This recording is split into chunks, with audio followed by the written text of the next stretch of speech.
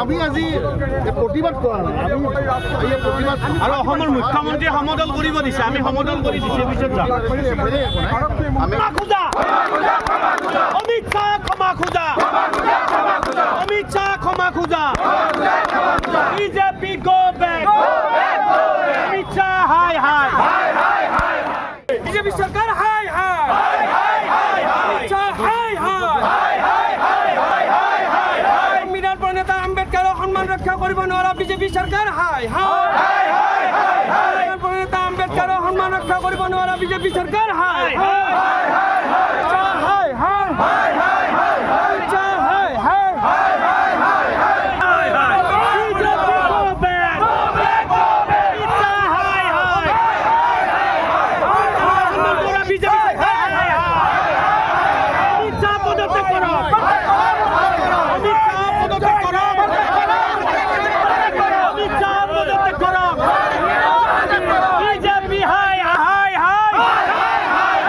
অপমান কৰা বিজেপি চৰকাৰ হাই হাই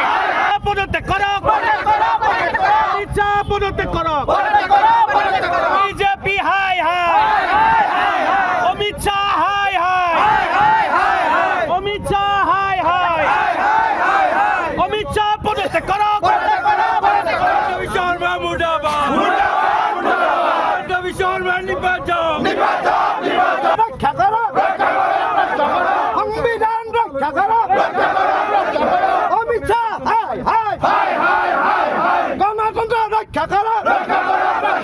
সংবিধান ৰক্ষা কৰক অমিত শ্বাহ হাই হাই চৰকাৰ আৰু ৰাজ্য চৰকাৰ বিজেপিৰ দুইখন চৰকাৰ সংবিধানৰ প্ৰতি তেওঁলোকৰ ন্যূনতম সন্মান নাই আমাৰ সংবিধানে নাগৰিকৰ যি অধিকাৰ দিছে সেই অধিকাৰৰ প্ৰতি তেওঁলোকৰ সন্মান নাই প্ৰতি মুহূৰ্তত সংবিধানক অপমান কৰিব খোজে সংবিধান প্ৰণেতা ডক্টৰ বি.আৰ. আম্বেদকাৰ ডাঙৰীয়াক পবিত্ৰ সংসদৰ মজিয়াত কেন্দ্ৰীয় গৃহমন্ত্ৰী অমিত শ্বাহে যিদৰে অপমান তুচ্ছ তাচ্ছিল্য কৰিছে দেশৰ জনগণ এই তুচ্ছ তাচ্ছিল্যত মৰ্মাহত হয় কেন্দ্ৰীয় চৰকাৰে অমিত শ্বাহ ডাঙৰীয়াক বৰ্খাস্ত কৰক অন্যথা অমিত শ্বাহ ডাঙৰীয়া নিজে পদত্যাগ কৰক অমিত শ্বাহৰ পদত্যাগৰ দাবীত সমগ্ৰ দেশজুৰি ভাৰতীয় জাতীয় কংগ্ৰেছে আজি আম্বেদকাৰ সন্মান যাত্ৰা উলিয়াইছে নলবাৰী জিলা কংগ্ৰেছেও নলবাৰী চহৰত আজি এই আম্বেদকাৰ সন্মান যাত্ৰা উলিয়াইছে কেন্দ্ৰীয় গৃহমন্ত্ৰী অমিত শ্বাহৰ বৰ্খাস্ত বা অমিত শ্বাহৰ পদত্যাগৰ দাবী পুতলিকে ডাঙৰ কৰা হৈছে অমিত শ্বাহৰ স্বাভাৱিকভাৱেই আমি অমিত শ্বাহক মানিব খোজা নাই অমিত শ্বাহ সংবিধানক ভৰিৰে মোহাৰিছে আম্বেদকাৰ ডাঙৰীয়াক অপমান কৰিছে অকল পুতলিকে দাহেই নহয় অমিত শ্বাহ পদত্যাগ নকৰা পৰ্যন্ত দেশজুৰি আমাৰ এই আন্দোলন অব্যাহত অমিত শ্বাহৰ পদত্যাগ আৰু বা নতুবা চৰকাৰৰ পৰা বৰ্খাস্তৰ দাবীত আজি প্ৰতিবাদী কাৰ্যসূচী হৈছে সেই একেধৰণে নলবাৰী জিলাতো প্ৰতিবাদী কাৰ্যসূচী হৈছে আমাৰ দাবী যে দেশৰ গৃহমন্ত্ৰীজনে পবিত্ৰ সাংসদত যি ধৰণে আমাৰ সংবিধান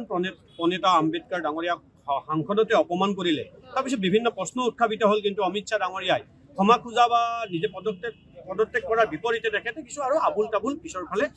কথা ৰাখিছে যিটো দেশৰ জনসাধাৰণে মানি ল'ব খোজা নাই আৰু কংগ্ৰেছ দলে ইয়াৰ বিৰুদ্ধে সমগ্ৰ দেশত আজি প্ৰতিবাদ কৰিছে আমি আজি দাবী জনাইছোঁ অমিত শ্বাহে পদত্যাগ কৰক নতুবা বিজেপি দলে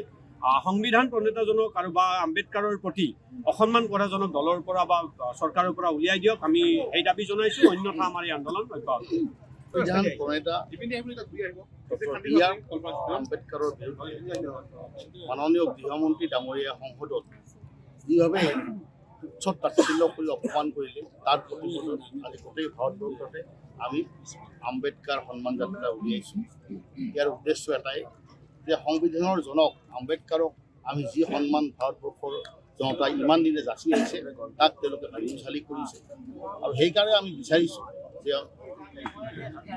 গৃহমন্ত্ৰী অমিত শ্বাহে নিজে পদত্যাগ কৰিব লাগে নতুবা চৰকাৰে তেওঁক বৰ্খাস্ত কৰিব লাগে কিন্তু আটাইতকৈ দুখৰ বিষয় এইটোৱে যে নৰেন্দ্ৰ মোদী ডাঙৰীয়াই তেখেতে তেওঁক বৰ্খাস্ত কৰা বা অন্যান্য সকিয়নি দিয়াৰ বিপৰীতে তেওঁ এটা দীঘলীয়া টুইটযোগে